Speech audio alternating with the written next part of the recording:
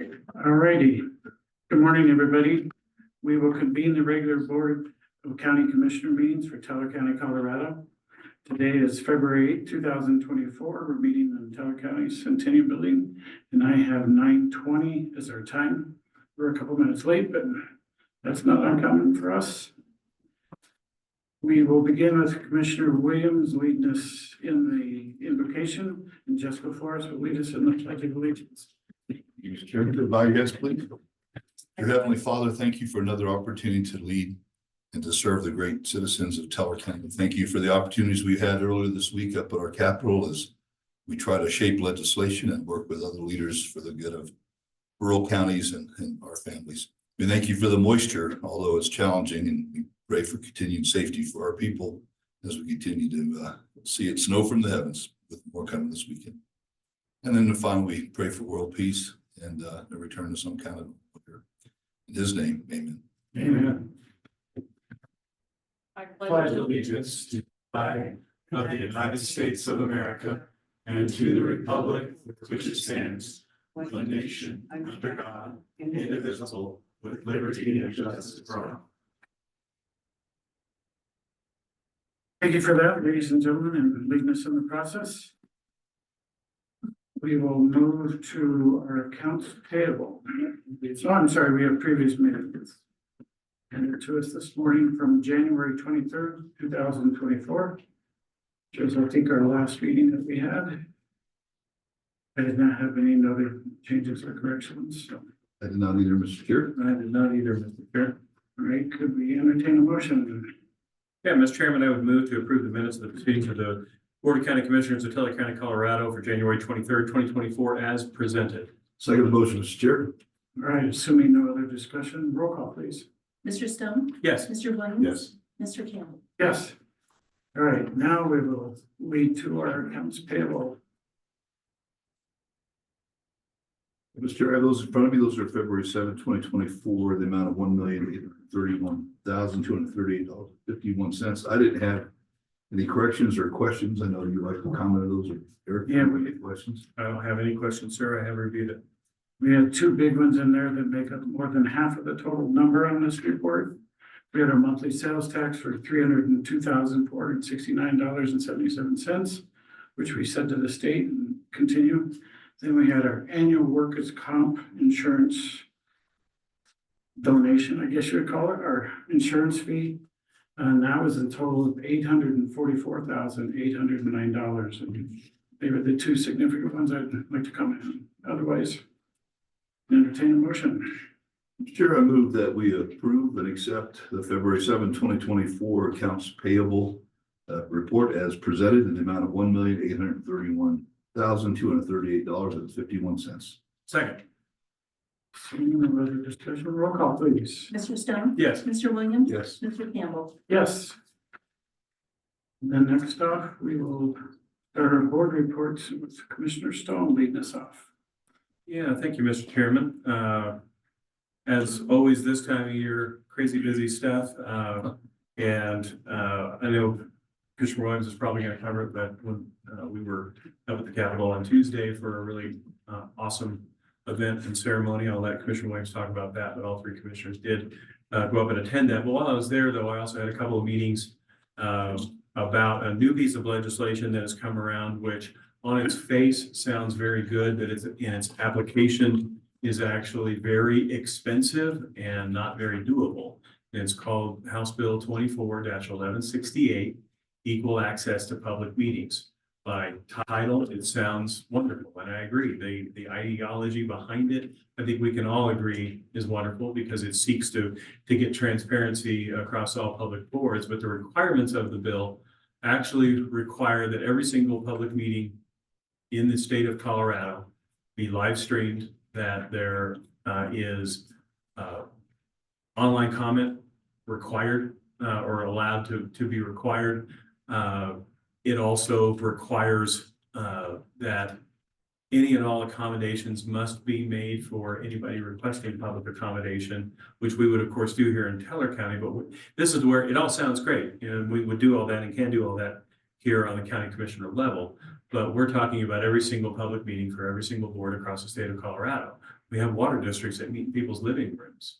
And as long as they have broadband, they would all be under the requirements of this bill. And it will be one of the largest unfunded mandates perhaps in the history of the legislature. It seems like I say that every year when we come in, but yet here we are with another massive unfunded mandate. And it's problematic, but not undoable for the county. I mean, it would mean that planning commission and, historic preservation commissions and all these 24, 25 different, boards that commissioners all serve on would have to do that. We would have to bring them into county facilities where we have the ability, the technology to do that. But it also is going to require extra staff time, because we can't expect these volunteer boards to come in and know how to set up a Zoom meeting. And we actually had a CCI meeting that was online and streamed the other day, where someone gained access to it who was not there to comment, but it was not there as for any official reason. They were there to create chaos, and they did. They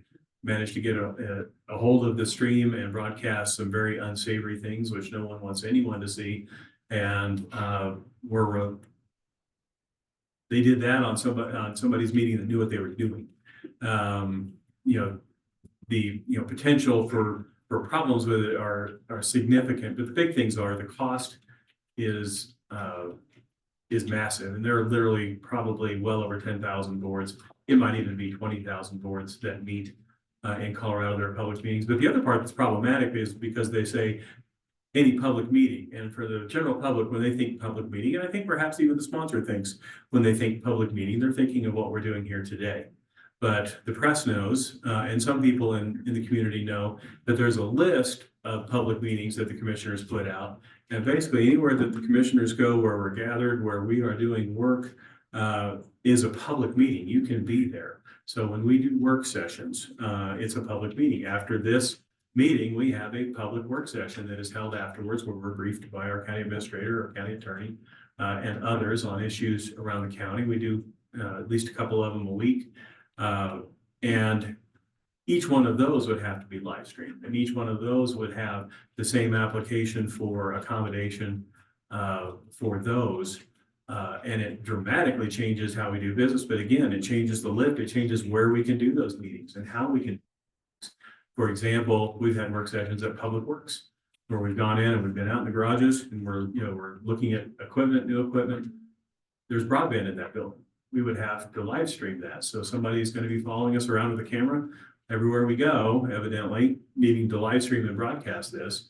And also, with the way the bill is currently written, is we have to allow for public comment, which is not something we do in work sessions. So there's some problems with it. I think that, it's a very new and young legislator who, I think has, some specific goals, and there's probably something driving him to want to do this, not realizing the second and third order effects of what they're doing.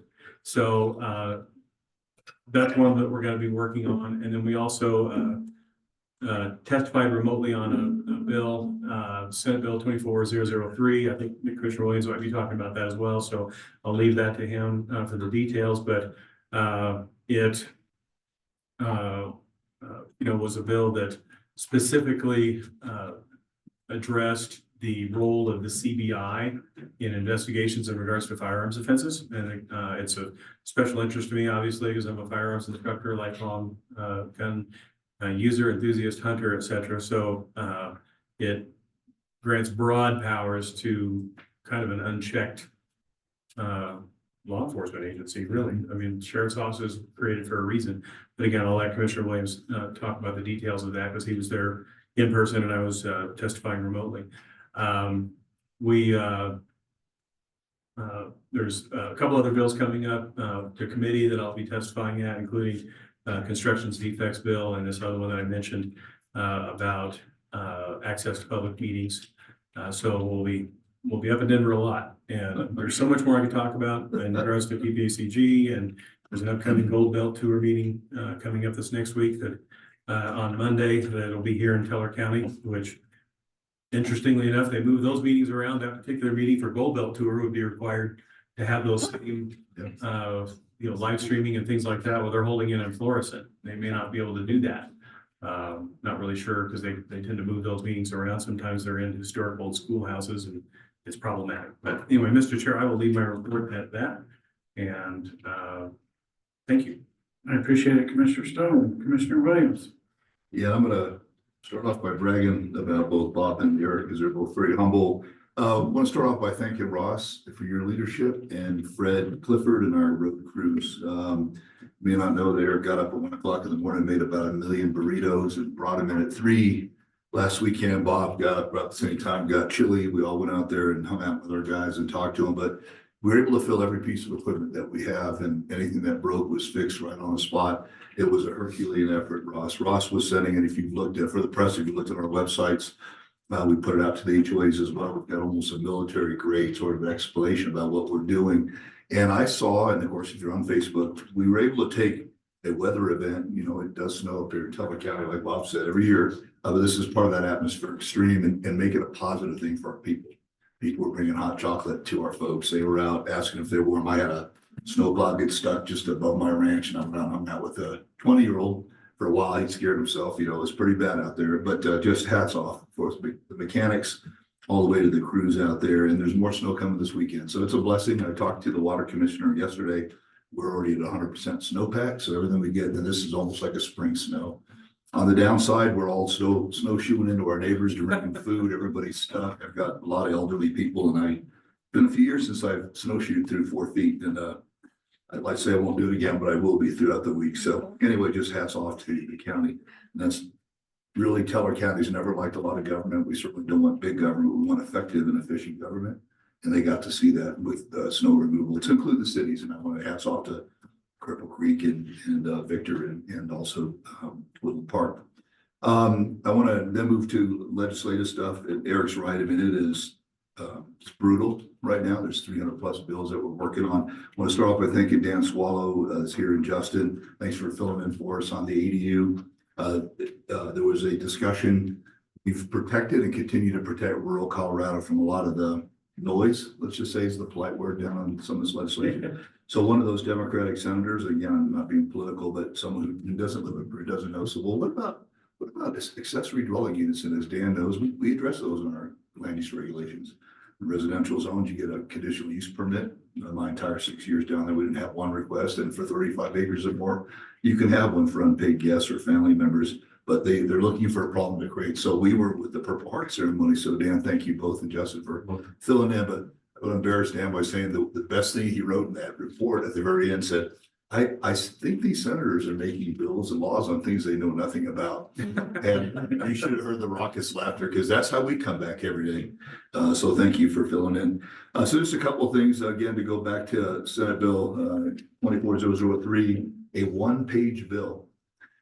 Jason Mikes will accompany us up there again. Eric also testified. We had several sheriffs. Our district attorney was there. So a handful of the right folks.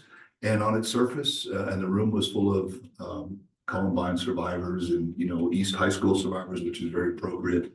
Unfortunately, this bill wasn't going to fix anything they were there to talk about. The verbal part of this was, hey, we're just going to put 10 more employees at Colorado Bureau of Investigation for a cost of $1.8 million. You're good with that, right? Question mark. That's what the bill said. What it, or was supposed to say. What it actually said is, we, CBI, and as an adjunct, if you go to their mission statement, CBI was created to support local law enforcement and the sheriff, to support us, i.e. to let us have local control. The bill actually said, we will decide when we can come down in Teller County or any other county for any crimes involving unlawful use of firearms. So it was a backdoor fire zone bill. The senator who introduced it lost his son in Columbine, and we, the Aurora Theater shooting. And we very much appreciate that, but the passion clouded anything. So it was fascinating for Eric and I to make our case, but to also hear District Attorney Mike Allen. There were Democratic district attorneys there as well, making the case that this thing is so broad. What are you saying? And the amendment we sought, and we got part of it through with our presence, was the right of first refusal. Thou shalt not come down to Teller County unless you ask Jason. And we got something close, and we're still fighting it. Came back with, well, we'll make every reasonable accommodation. So what is that, a sent email or whatever? So that's the kind of silliness we're putting up with. Also have to report that the pet bill was killed. And probably all three of us got lots of calls. The pet bill would have included your goldfish. Seriously, it would have included hamsters. It would have been the state licensing our pets. to do whatever with the money, and that thing got killed very early on, but that was another ugly bill. And as Eric said, there's a lot of good bills that are out there as well. There's some appropriation stuff. There's lots of tax things going on that Bob may talk about. What I would say is this, I guess, to the people listening to the press, we get asked every day about federal politics. You know, what's county commissioners, what do you think's going on with Biden? What about Trump? What about, well, a lot of that stuff we can't control. Here's what you can control. You can testify. And it takes 30 minutes to watch the national news. It takes about, 3 minutes to testify, and you can do it from your living room. And I would just ask Teller County residents, keep paying attention to federal politics, obviously, but there's a lot going on in your state. And I really need everyday citizens just to get online and testify. And there were quite a few of them at the bills that we saw this week. So that's just sort of a call to action for them. Moving briefly, I'll be leaving tomorrow to Washington, D.C. It's that time of year again for NACO, which is the National Association for Colorado Counties. And I represent Colorado and, of course, Teller County for public lands, energy, and environment. So we'll be looking at everything from forest health again. I'm usually a broken record when I get up there because they're still not where they need to be, but we get closer. And then, of course, clean energy siting. As a reminder, last year, the Biden administration introduced this plan for 25 gigawatts of solar panels and clean energy on public lands. And and I've gone to several meetings since then with Governor Ritter and some other things that we've done. It's very controversial. And it's very controversial, not because we don't want clean energy, it's because once we put 500 acres of solar panels on BLM, it's no longer public land. You can't go to it. And then, by the way, there's no plan to have any of it come to Teller County, but I'm representing the state. Then there's really a lot of discussion about BLM. Is it next to cities? It's next to counties. How do you get the transmission lines back to the cities who are using all the power? So now you're talking about eminent domain cutting through people's ranches and homes. So it's interesting. The environmentalists are actually the ones that are really against this. And I thought it would be just the opposite. So we're going to try to figure out, and my big concern is who's the beneficiary here. Looking at Pat Hill, I'm thinking, Pat, if your electricity bill gets cut in half, great. But if the only people getting rich off of this are Core and Black Hills, then what are we really doing? And what's our responsibility? So we'll be working a lot of that. I'll report back to the chair and the board when we get back, and I'll be back on Tuesday.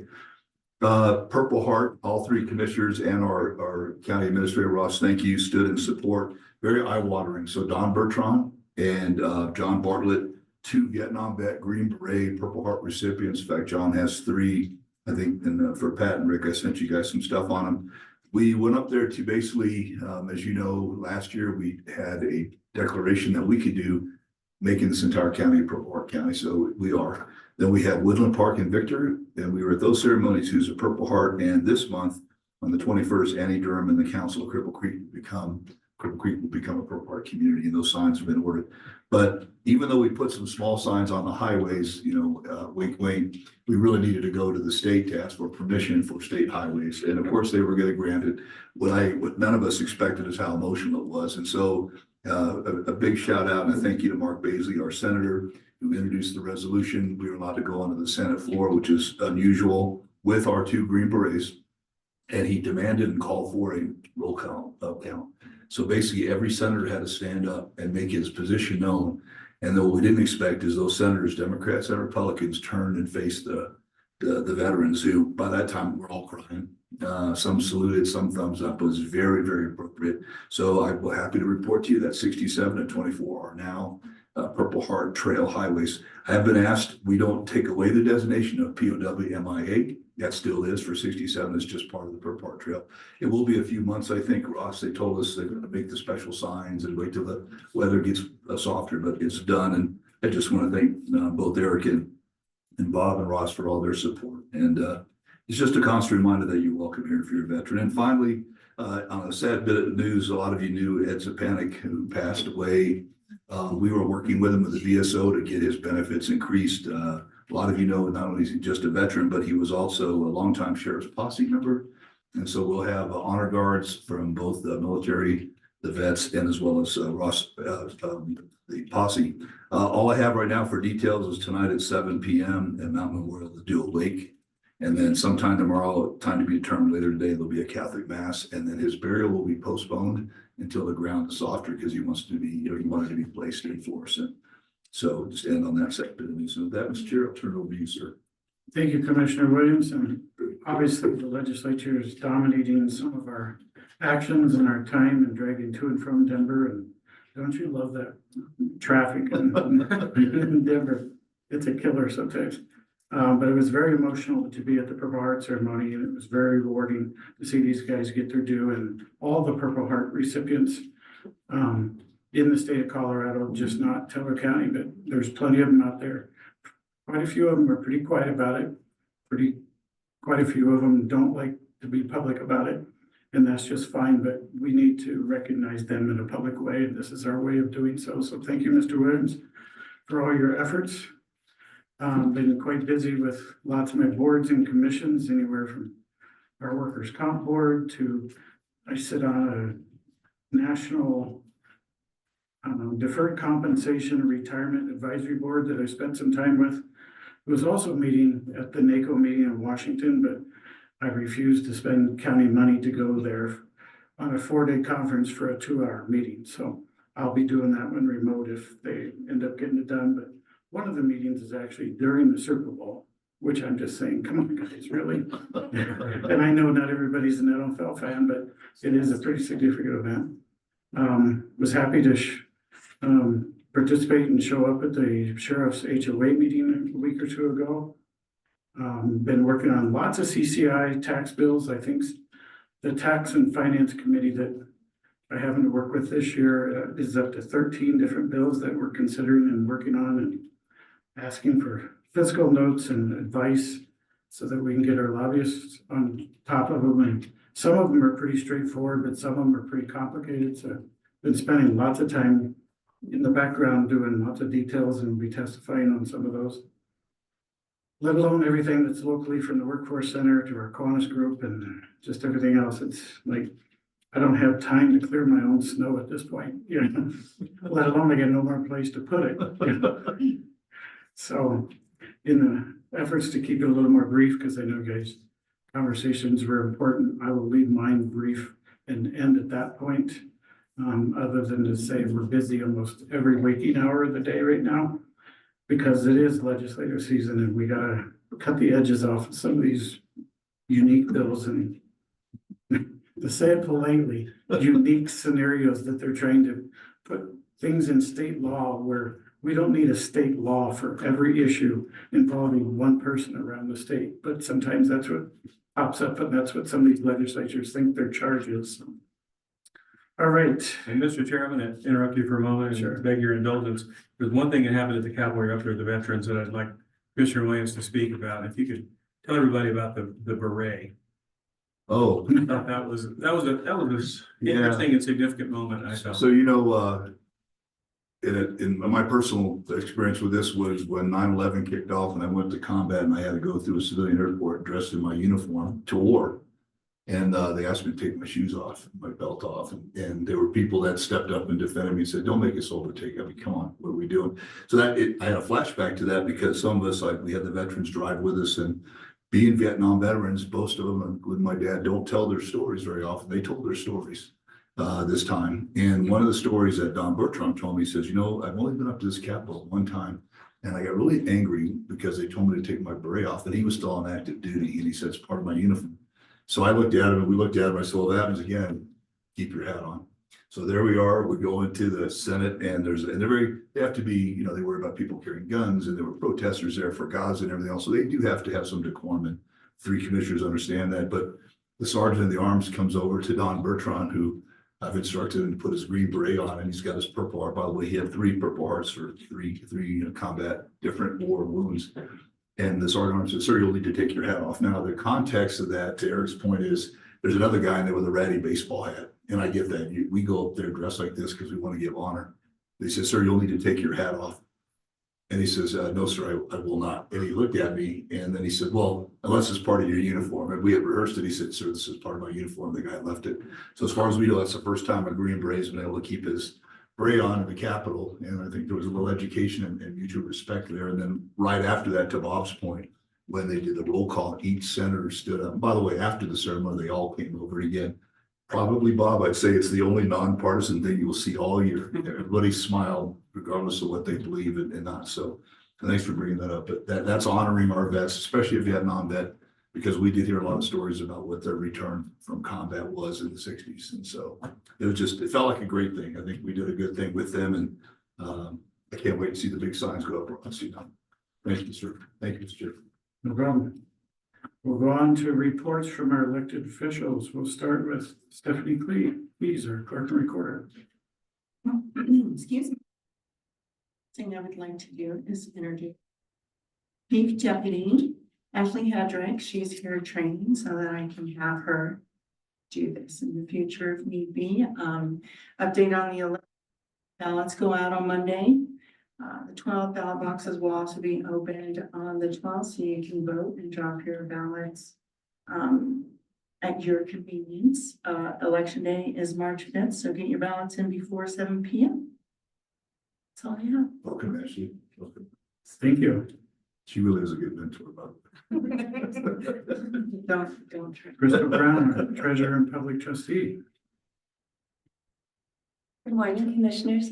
I don't have an official report today. However, we did distribution yesterday, and then we are collecting all of those tax payments. And I can say I did over $100,000 by myself. So I was very proud of myself working with the ladies. So everything's going smooth, and just a brief update, but I'll be back for an official report next meeting. Thank you. So again, Mr. Chair, I just, so the person that I went to snowshoe in to bring food yesterday, elderly couple, I thought they were gonna need food, so I brought them milk and eggs and all that. They were happy to get that, but their real stress is they wanted to make sure that they could get a piece of mail out to pay their tax. Oh, So how I sweet. typed it back out and mailed it today, so that's how serious our residents are about the Yes. taxes, so Well, thank you. thank you for your oversight. Thank you, for Crystal. doing that. Carol, our county assessor. Nothing today, Mr. Chairman. Thank you. Thank you. If I'm not mistaken, that's the rest of our elected officials.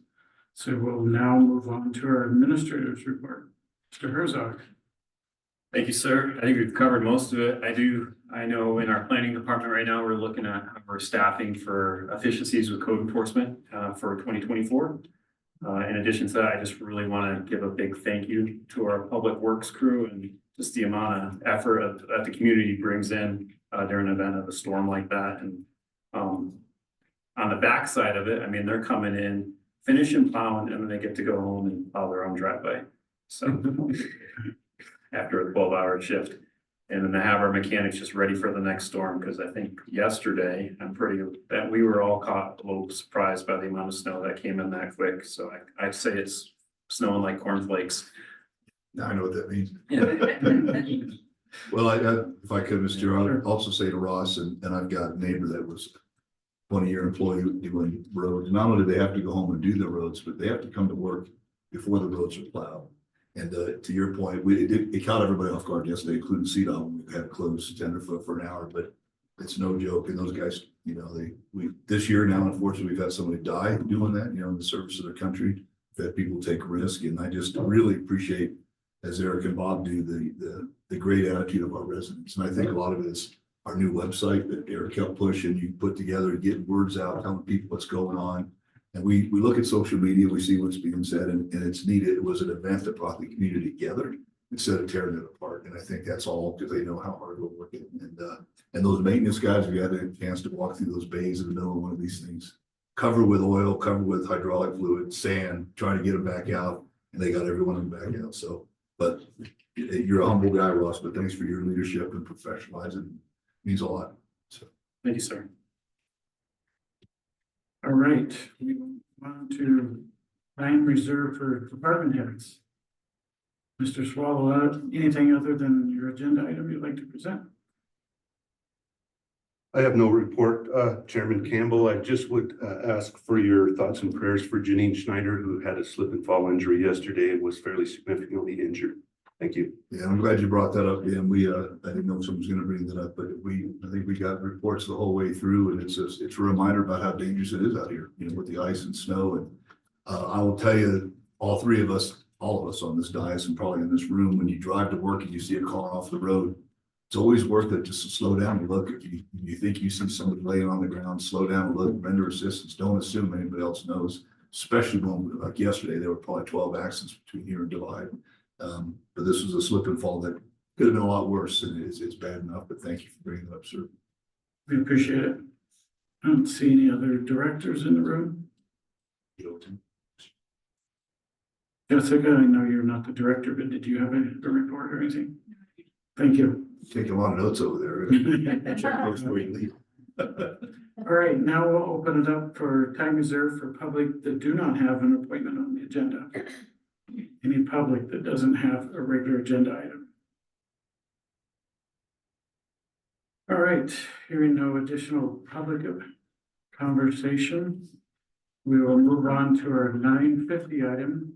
Consider resolution to amend the Teller County Historic Preservation Advisory Board's procedures and criteria for designations of historic landmarks in Teller County.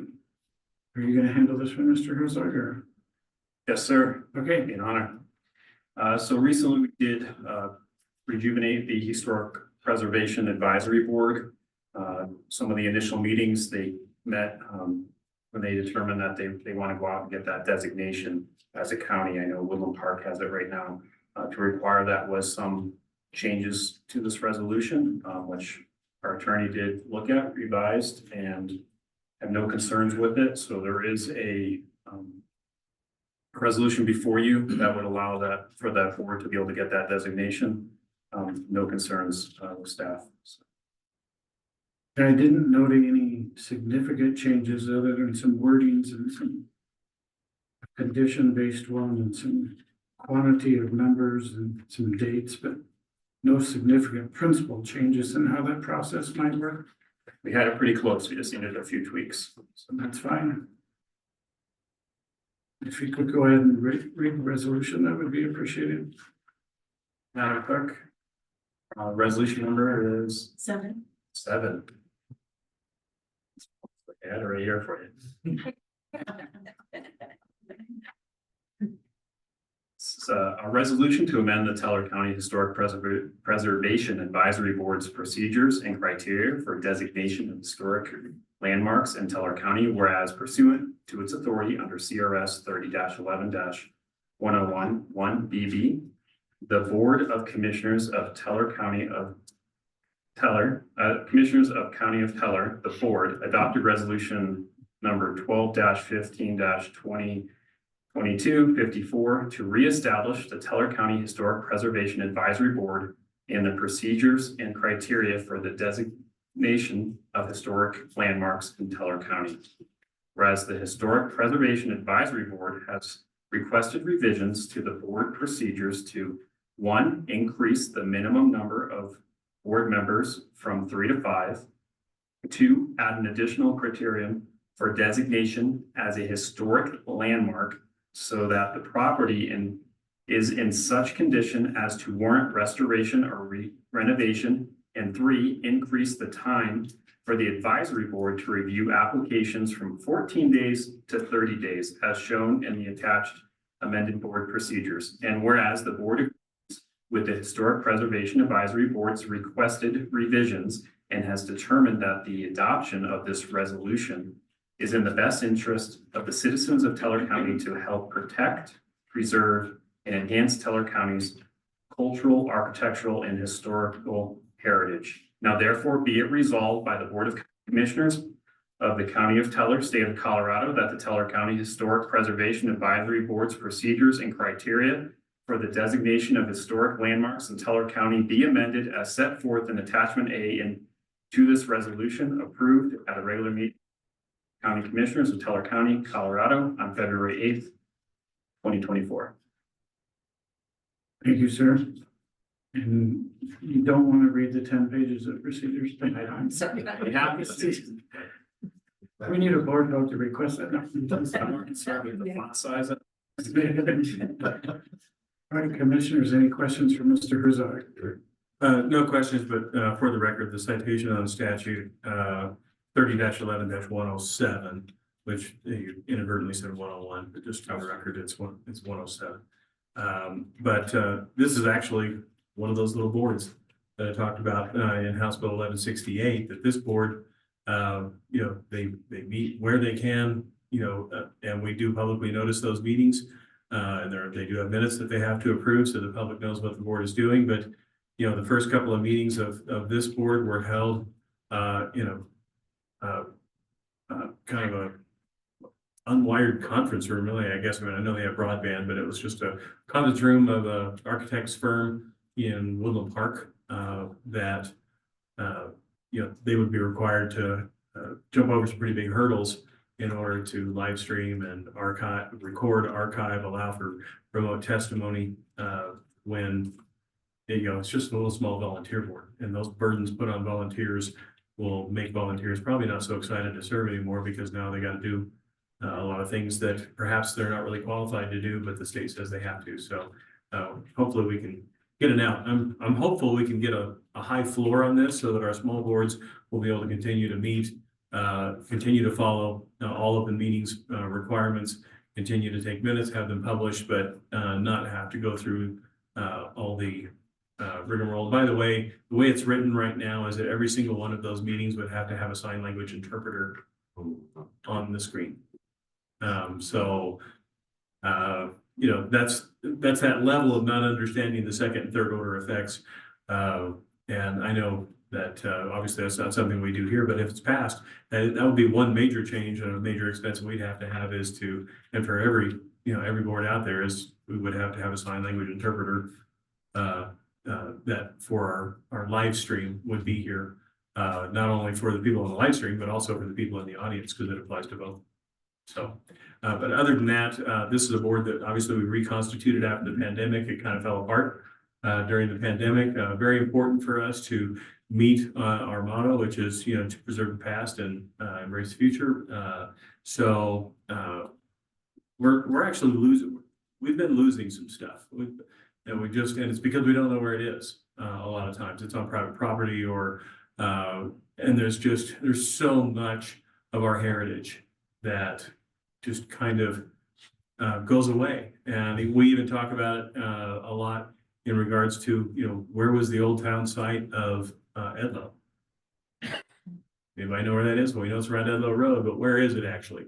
This is something that board could do, is to actually go out and do some research, find, where Edlow was, and possibly get some signage up so we don't lose that piece of our history, to know that there actually used to be a train stop at the top of Bluebird Hill that was called Edlow. So important parts of our history that are already gone that we need to go find again and mark, but then also there's important parts of our history that are still out there. We just don't officially have in one spot, that we may go by and see something like, the Hornbeck Homestead, which is preserved, but there's other places that are just as historic as that homestead that are other homesteads around the county that we need to do that with as well. So glad we're able to do this at the request of the board. It's going to make them be able to do their job easier by having more board members and give them a little more time to respond to requests and expand that from, I believe it goes from a couple of weeks up to 30 days, then to respond to those requests. So I'm in support. Yeah, and the other thing I would just mention, Mr. Chair, if I could, but it's good to see Dan here and our planner. So in the land use regulations, this really ought to be a referral agency. And I could tell you when I was down there with the amendments that come forward with the mine, we were able to take American Eagles and turn that into little grouse, and again, this private property, there's some give and take, and I'm not picking on the mine certainly, but anytime we have a development that comes to us, this will serve as a reminder to you guys and to us to say, hey, wait a minute, before we do anything, we don't want to inadvertently destroy anything. As Eric said, and we want to go and preserve what we can. The board right now is taking a very active interest in Goldfield, in the old town hall, the one that's painted sort of gold yellow there. And we've had a tour. Fire station. Yeah, fire station, just to really look at it, just figure out, what does the community want, from a gathering place? Do they want to keep it something else? So those are good ideas, but I would just charge and ask respectfully, Dan, when in the future, when things come forward, even if it's a negative report, that'll help us exercise this board also. And again, we know that it's not regulatory, statutory. We're always going to keep common sense on the table, but we don't want to do anything to destroy our history by accident in our haste to develop. And so we know we have a number of PUDs coming forward in the future. We've got some things that can divide. So it'd just be nice to either have a negative report says we looked at it, there's nothing. And as you know, there's also a state historical society. And I learned several times where they non-concurred on things that Teller County did that we did anyway, because we felt we could preserve the history. So it's just something to think about, but great people. I applaud Eric for finding a few of these guys to bring it back. And some of the original members are still around. Some of them have died. And as Bob always says, when we go around and talk to people, we think we know people that remember this stuff, but they're leaving the planet every day. And so we're trying to get living histories. We're trying to get, just some semblance of our past. And Mr. Chair, I make you round of support as well, sir. All right, any other discussion? We're going to entertain a motion for this resolution. Yeah, Mr. Chairman, I would move to approve resolution number 0208-2024, number 7, resolution to amend the Teller County Historic Preservation Advisory Board's procedures and criteria for designation of historic landmarks in Teller County. So I'll be prepared to second. I think we have public comment. Go ahead and second. Okay, I'll go ahead and second that motion as presented. Okay, a little bit of out of order, but as discussion goes, I'll open this item up for public discussion. Is there any public discussion on this resolution? All right, hearing none, we'll call for roll call. Mr. Stone? Yes. Mr. Williams? Yes. Mr. Campbell? Yes. Thank you so much. Our 10 o'clock item, which we're within a couple of seconds of, so I think we're good. We have to consider a resolution to approve a special use permit for the Wellington Cattle Barrow Pit to surface mine permit number M 2021-0024. Good morning, ladies and gentlemen. I am Justin McBride, the Teller County Planning Manager. Before us today, we have the Wellington Cattle Barrow Pit.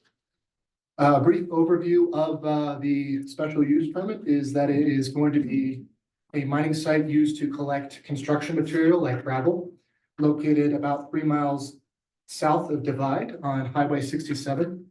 The owner is Betty Newell, and it is being currently processed by Bruce Newell, who is currently in attendance. The site will not have any sort of blasting. It will not have any sort of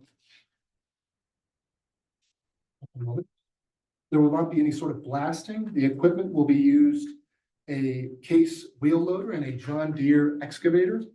These will be used alongside various skid loaders to collect the construction material from the site. There will not be any sort of structures on the site like lighting or anything of that nature, other than a small water pump on a vehicle to prevent any sort of dust that could collect on the site whenever mining is occurring. Fire mitigation will be used. There will be any sort of spark arresting devices will be on all skid loaders and devices at the site to prevent any sort of fire hazard. There is a Colorado natural gas line easement on the premises, which has been duly noted, and it is currently buried. The applicant is very aware of this and has taken all measures to prevent any sort of disturbance to that easement. They are willing to provide a access that wouldn't disturb that at all. However, they are allowed to drive on that easement to access the mining site.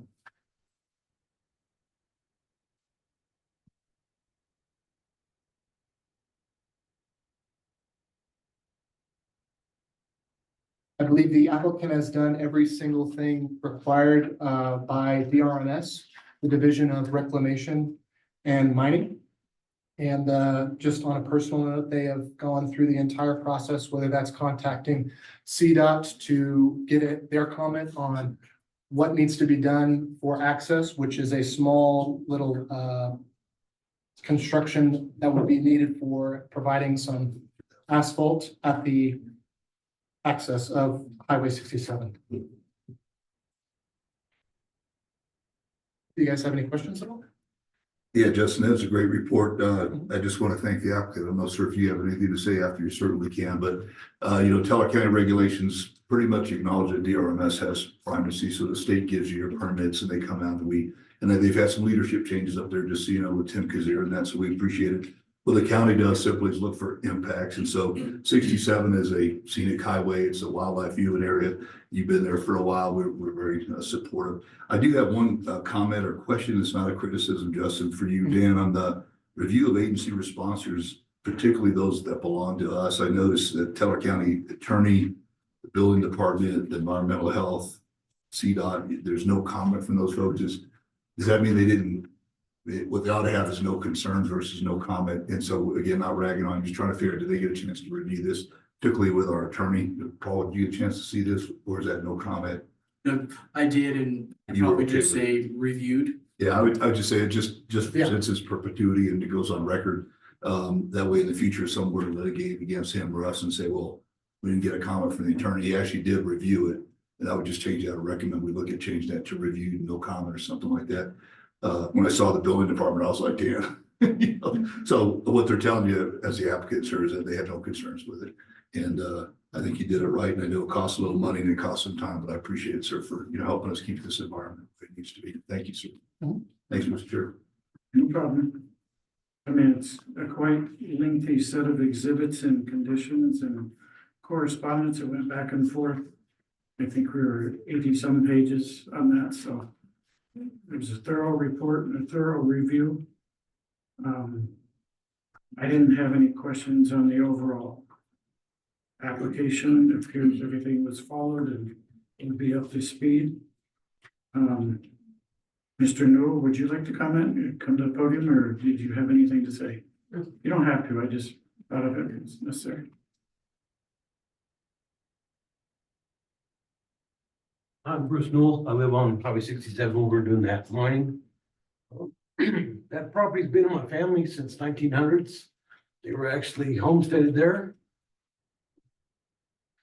We do have some historic environments there. We have the old train trestle or train tracks going down our property, which we know will be messed with us during our mining period, but that is the consideration. That's also the gas line. So we've had a lot of people, like you said, we've had to deal with, and it just is, there's not a real good map of how to do this.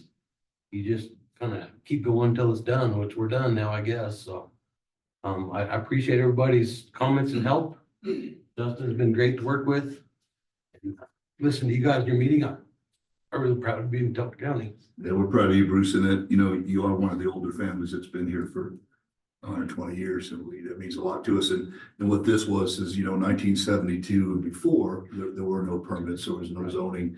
This is just getting things right. It actually protects you and your heirs in the future. Should somebody, a neighbor, say, well, my water's been ruined or this has happened, you've got the seal of the county behind you. And I do echo Justin did a great job along with Dan Swallow.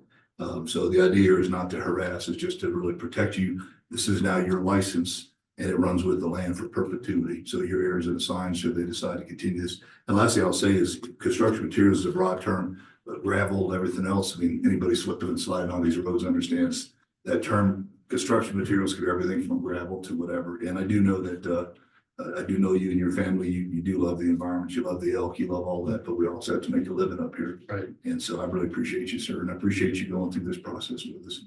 Eric? Yeah, thank you, Dan, and, you know, thank you, Mr. Newell, and, you know, actually, your comments are, well accepted, certainly, and as we were making them, actually, you're the only person in the room, so I, you know, I'm always looking over and, you know, and as, you know, somebody whose family's been here forever, I was, you know, heartened to see you, you know, agreeing with a lot of stuff we were talking about. So thank you for that. And again, I know this is a long process. I think it started back in February 2023, so it's been a year. But when you look at what an SUP actually is it now rides with the land forever, you know, so it needs to be, you know, a process that goes through all the agencies and goes through, you know, all the different groups just to make sure that your access off of, say, Highway 67, for example, is enshrined in this, that the state has signed off on that nobody in the future can come back and say, well, you know, we don't want you to have that access there anymore. So, well, you guys signed off on it, and here's my SUP, and it's good forever. And so it's important that we do it right, and appreciate you going through that process and doing it the right way, sir. Thank you all very much. We appreciate you being here. Thank you, sir. Have a good day. Right. I'd also like to echo how it can be very complicated, particularly when you're dealing with DRMS. They won't notify the Historic Preservation Office. So if we need to, you know, figure out whether or not there's been like an Indian burial ground or something of that nature, we have to do our own due diligence of contacting them. That should be with, you know, the concurrence of the application to DRMS. But the applicant has done everything in his power to satisfy every single agency in Colorado. And just so you know, Justin, the mine, with all the people they have working over there, the big staff, they have to go through the same process. Yeah. Or conversely, we have to go through the same process as the mine. And I do know all three commissioners on a personal note, because we'll work with the mine on some issues. There's a lot of leadership changes at DRMS, a lot of lag time. And so it's not an excuse to Bruce at all, but obviously we can't get ahead of the state, you know, because they have overwatch on it. But thanks for that, and thanks for doing this. It is a lot of work, and trust me, I remember. So, Yeah. thank you, sir. And I'd just like to point out, we have the Divide Planning Committee that issued a response and had their input. And we don't always have a lot of planning committees in our applicants, but in that one, they have an active committee and they weighed in on it and gave concurrence also. And their primary concern was any sort of dust that would be generated by the site. All right, any other questions from the board? No, sir. All right, I think I'll have you as the next step to go ahead and read the resolutions if you could, sir. A resolution to approve a special use permit for the Wellington Cattle Burrow Pit to surface mine permit M-2021-025.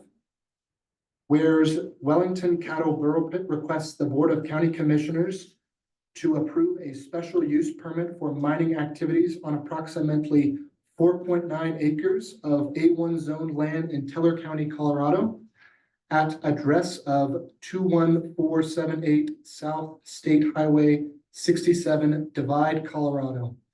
DRMS permit M-2021-025. Would you prefer if I read the entire resolution? If you could, please. Whereas on January 9th, 2024, the Teller County Planning Commission held a duly noted public hearing considering the application information presented at that hearing and the staff report dated January 2nd, 2024, and entered written findings to recommend to the Board of County Commissioners that it approve with conditions the special use permit. Whereas a duly noticed public hearing was held by the board on February 8th, 2024. Whereas at the public hearing, the board considered the application, the staff report, the written findings of the Planning Commission, referral responses, the applicant's presentation at the hearing, and public comment given at the public hearing. Whereas the board finds that the application is consistent with section 8.3.U.4 mining of the Teller County Land Use Regulation, and adopts the findings of the staff report and the written findings of the Planning Commission.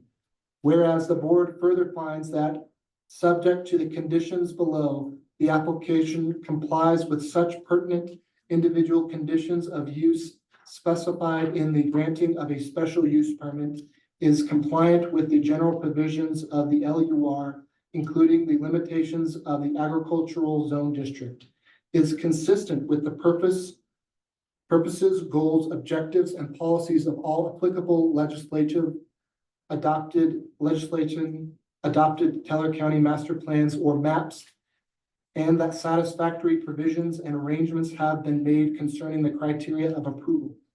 And whereas the board further finds, determines, and declares that adoption of this resolution is necessary for the preservation and protection of the public health, safety, and welfare of the inhabitants of Teller County, Colorado.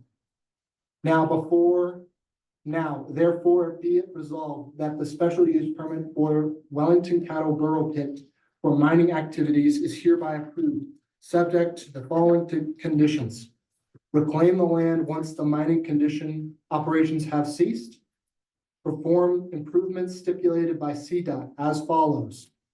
Construct the access to be 30 feet in width, measured at the right of way. Hard surface pavement will be required as detailed in the CDOT access permit. Have a plan in place to mitigate any dust generated from the mining site. All representations by the applicant in its written materials and in the public hearing shall be binding. The foregoing resolution is adopted at a regular meeting of Board of County Commissioners of Teller County, Colorado on February 8th, 2024 at Cripple Creek, Colorado. Thank you, sir. I appreciate it. We will, at this time, open this resolution for a special use permit, open to the public. Do we have any comment from the public on this SUP? I'm assuming nothing online, John. I don't know how many people are online. All right, hearing no public comment, any discussion for the board, or should we entertain a motion? No, sir, I think we're ready for a motion. And what was the number on that? 8? 8. So this is resolution number 0824, number 8, that was read into the record, and that we will entertain the motion on. Mr. Chair, I make a motion. Resolution number 02-08-2024, a resolution to approve a special use permit for Wellington Barrel Pit to Surface Mine Permit M-2021-025. I will second that motion. All right. Any other discussion required? No, sir. Roll call. Ms. Keith? Mr. Stone? Yes. Mr. Williams? Yes. Mr. Campbell? Yes. Thank you very much, Mr. Note, for being here and all your due diligence in creating this lengthy requirement here. We appreciate it. Thank you, Bruce. Thank you, guys. All right, I think that's all the regular agenda items, unless anything added I wasn't aware of. And we will move on to some commissioner business items. Concerning routine contracts and agreements that we make that always require public comment. Thank you, sir. Before you is Commissioner business items, starting with number 1 is consideration approval of professional services agreement with A1 Chip Seal Company. This is not to exceed $49,999. This is the crack sealing that we do in our right of ways. It's anything, I think, a 1/4 inch larger, and then just preps the road, keeps it from deteriorating further, and gets it ready for if we're going to go over it. No concerns with this at all, and you'll see that the scope of services says contractor will clean and fill cracks 1/4 inch or greater with hot core rubberized crack sealer on Teller County roads designated by the county representative prior to work commencement, up to 14,492 pounds.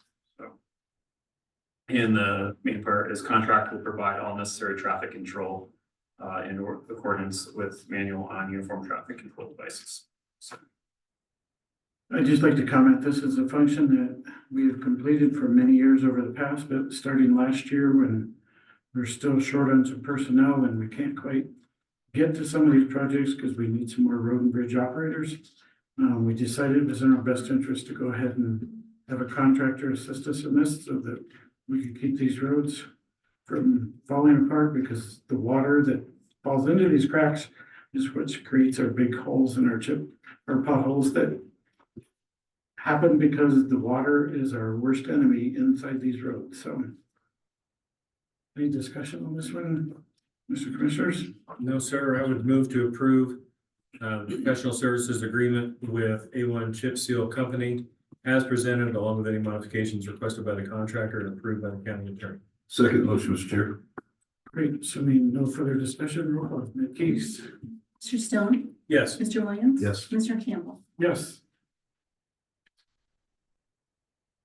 all right, moving on to number 2 is consider approval of professional service agreement with APT Red LLC. That's a jail control system, time and material service agreement. Basically allows them to remote in if there's issues.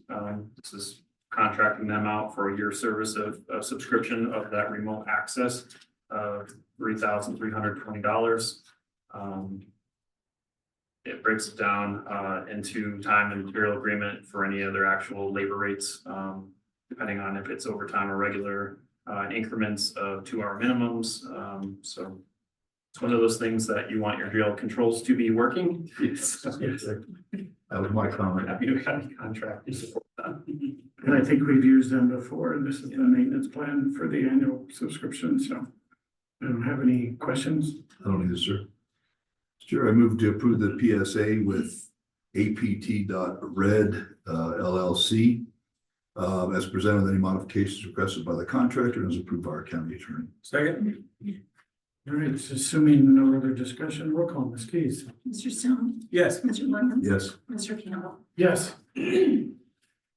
Moving Before on. it's getting all emotional. You started. Moving on to number 3 is consider approval of a professional service agreement with BT of America Consulting LLC. I did look, this is for the 2 CRF Part 2 compliant central services cost allocation plan for 2024. I did look up what that entails to try to do that, and I'm very happy for a $5,000 contract to some of the So, you maybe your background, you know more on that. Yeah, we've dealt with this company a long time, and it creates our justification for administration costs that we're able to charge the CDS agreement lines with the state. It even includes transfers back and forth. We had to complete it at the treasurer's office at one point. I don't know if they still do, because I think we added, I don't know, 2 half-hour stints in there of labor, but they wanted spreadsheets and costs and employees involved in every agreement that involved in every social services contract and duty that they did. So it's a cost allocation system that the state requires to prove our costs. Yeah, I started looking at what's the unqualified versus qualified, and Yeah. I think I was done with that part. It's a little bit messy, but I'm glad we have a contractor to do this for us. Any questions from the commissioners? No, sir. No, sir. Mr. Chairman, I would move to approve the professional services agreement with MGT of America Consulting LLC as presented, along with any modifications requested by the contractor and approved by the county attorney. Second the motion, Mr. Chair. All right, thank you, gentlemen. Assuming no other questions, roll call, Ms. Keys. Mr. Stone, Yes. Mr. Williams. Yes. Mr. Campbell. Yes. Going on to number 4 is consideration of certification of the Department of Justice, the Department of Treasury Equitable Sharing Agreement. So this is our certification of what we report. There is the last page of this packet does have that spreadsheet broken down to check that it all balances out. Through 23 fund total was $12,596.84.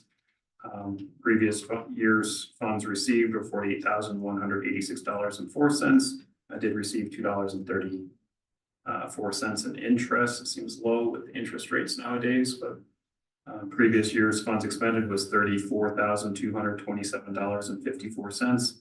So we expended $2,641.80, giving a total of $23,915.88. And it lists the breakdown of the disbursements on there for you. So one of those reporting things we have to do. No additional questions, sir. Any questions from the commissioners? No, sir. No, sir. Your choice on this PSLV. Mr. Chair, I move that we certify the Department of Justice and Department of Treasury Equitable Sharing Agreement as presented and written. Second. All right, roll call, please, Ms. Keys. Mr. Stone, Yes. Mr. Williams. Yes. Mr. Campbell. Yes. Right before you for number 5 is consideration approval of emergency mutual aid and assistance agreement for local Colorado public health agencies. This would be authorizing Michelle Wolf, Director of Health, to be signing off on this. I did look, there are in the agreement, in addition to section 10 for immunity, section 13 does have the termination clause, so we are binded for 1 year, but there is a 60-day provision to get out of it if we needed to. So those are always the things we look for. This has to do with participation in mutual aid agreements that we conduct with the state. So they are a member because of they are considered a local public health agency, and some public emergencies require the public health agency to be involved. Right, I might have got ahead of myself. So this is providing the cooperation and disaster prevention, preparedness, response, and recovery. So any of those major events that we want mutual aid or want to be helping. In section, the recitals number, letter B references a Colorado regulation, and I reviewed that regulation.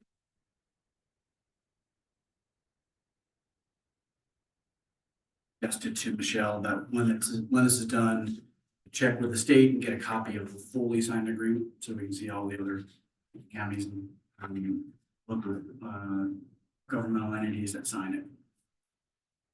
Right, and we're authorizing Director Wolf to sign. Correct, yes. Any questions from the commissioners? No, sir. No, sir. All right, what would be your choice on this mutual aid agreement? Yeah, Mr. Chairman, I would move to approve and the emergency mutual aid and assistance agreement for local Colorado public health agencies and authorize the public health director, Michelle Wolf, to sign. Second the motion, Mr. Chair. All right, roll call, Ms. Keys. Mr. Stone, Yes. Mr. Williams. Yes. Mr. Campbell. Yes. Moving on to number 6, this is for your consideration of approval. The Teller County Street Inventory for submission to the Colorado Department of Transportation. This has been reviewed, so this is for our HUT funding. And this is required, this would be, all 3 of you would be required to sign off on this, but every road is listed. And our public works also. This as well, so we'll break down that you will see that we have 107,550 miles of parallel streets, 403,950 miles of local streets, 551,500 total miles of HUT eligible streets, 4,170 miles of non-HUT eligible streets. Just a correction, I don't think those are thousands, I think it's point. Oh, point, yes, that would be quite tedious. Good try, Russ. So 107.55, Decimal place. You have a bigger chip seal. 443.9. Totaling 561.5 miles, which 4.17 maintained by others. Thank you, sir. We could look at staffing afterwards. I think it's 800 glasses work. for Mr. Yeah. Do this every year and it gets updated with improvements and changes in the road conditions, and there's actually very few updates according to almost the last page of what got the conditions changed. It's how we get our highway users tax fund money. Yes. And if I may, Mr. Chair, my only Sure. comment would be, there's 2 bills this year that have already been introduced, which utilize the ransoming of HUTF funds for non-compliance with the bills. One of them won't affect us because it's only the most populous counties, the big, I think the 13 counties that comprise the Front Range of Colorado. Anyway, the failure to comply is being threatened through the legislature that now they are using HUTF funds as a stick. And we'll see, we're hoping to get amendments to get that stick taken out of it. You know, we either comply or we don't comply. You know, to threaten our ability to, you know, to maintain our streets as a public safety issue, and it should never be held hostage. Let alone the HUTF fund has enough off the top funds that take away from the major pot to start with, before it even goes to the local agencies. Any other questions from the commissioners? No, sir. No, sir. All right, what would be your choice on this agenda item? Sure, I move that we approve the Teller County street inventory for submission to the Colorado Department of Transportation as presented and as written. Second? Roll call, Ms. Keys. Mr. Stone, Yes. Mr. Williams. Yes. Mr. Campbell. Yes. On to item number 7 is the consider approval of professional service agreement with Ford Communications Incorporated. This is maintaining our phone system in Cripple Creek Divide, Woodland Park. The contract amount is for $13,412.74, and essentially the warranty on all of our products is 7 years, but we have to continue with a maintenance contract to do it. So it's important to have phone lines, and this covers not only our health center in Tamarack, but also in Cripple Creek. No questions, Mr. Chair? No question, sir. All right, what would be your choice on this PSA? Yeah, Mr. Chairman, I would move to approve the professional services agreement with Forward Communications Incorporated as presented, along with any modifications requested by the contractor and approved by the county. Second the motion, Mr. Chair. Roll call, Ms. Keys. Mr. Stone, Yes. Mr. Williams. Mr. Campbell. Yes. Going on to number 8 is consider approval of professional service agreement with Page Construction Incorporated. This is for the playground and equipment at Florissant Park. This has been in the works for quite a while. This would be phasing of phase one. We're hoping to bring forward a phase two. Staff did apply with a local grant. Enhance this project more with the funding, but this would not to exceed $559,025.51 to bring phase one, which is a substantial amount of getting the property ready. So at some point, hopefully coming back with like a pavilion, that kind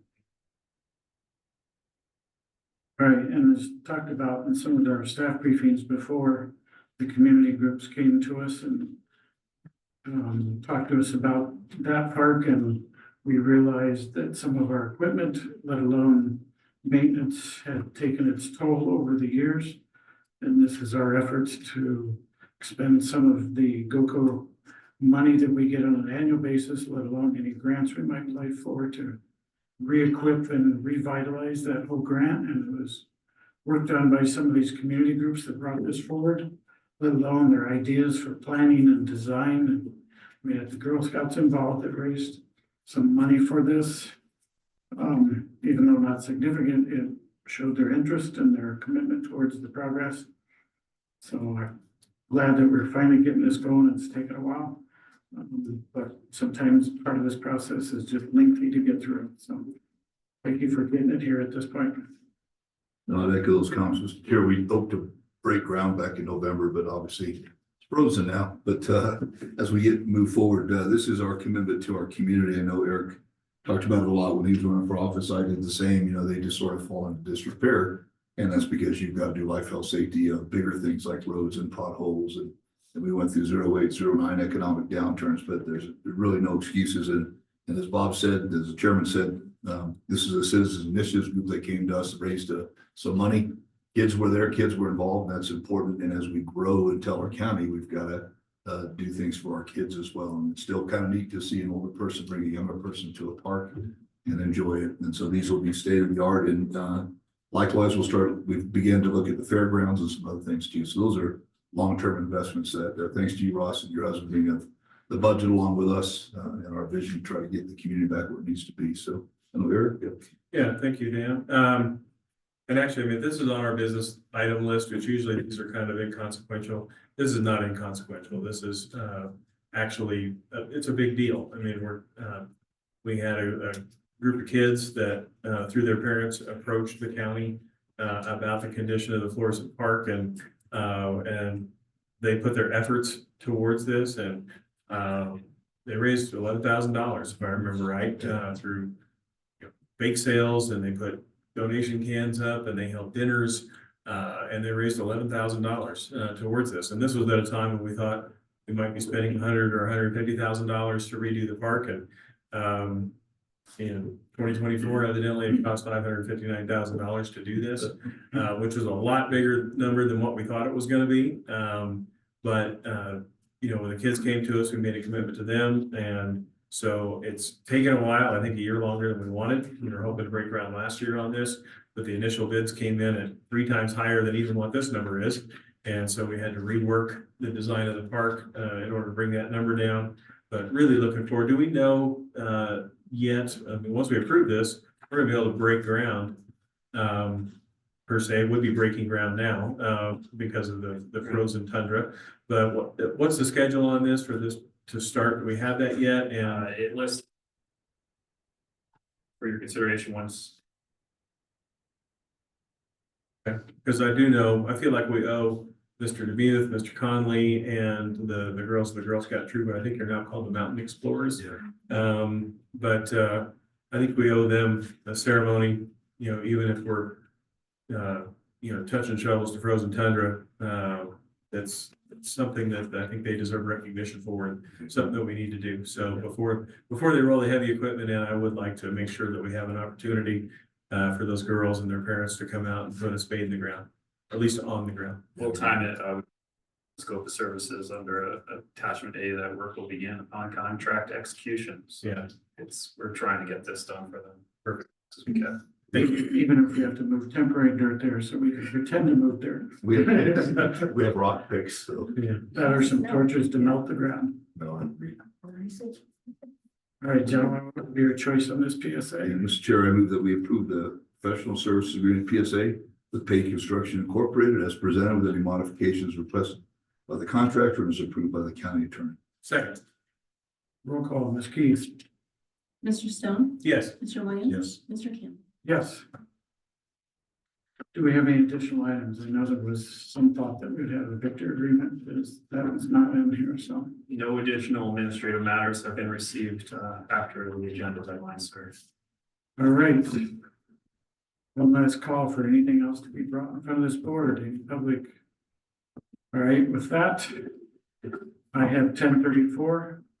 We'll adjourn this regular meeting of the Tyler County Board of County Commissioners. Thank you all. Sure. And Ross, it might be helpful for the press if,